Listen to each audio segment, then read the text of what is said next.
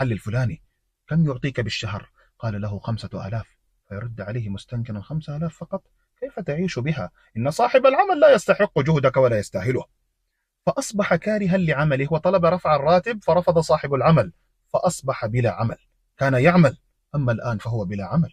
سألت إحداهن زوجة عندما جاءها مولود: ماذا قدم لك زوجك بمناسبة الولادة؟ قالت لها: لم يقدم لي شيئا.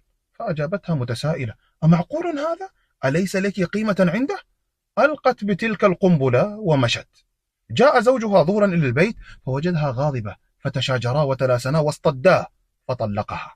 من أين بدأت المشكلة؟ من كلمة قالتها امرأة. يروى أن أبا مرتاح البال فيقال له: لماذا لا يزورك ابنك كثيرا؟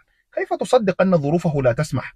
فيعكر صفو قلب الوالد ليبدأ الجفاء بعد الرضا.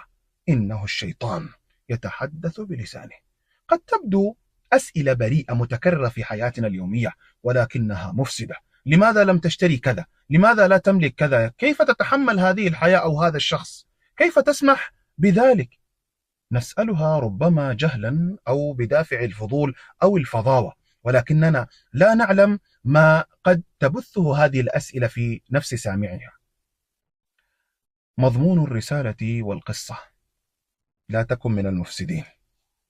نصيحة: ادخل بيوت الناس أعمى واخرج منها أبكى.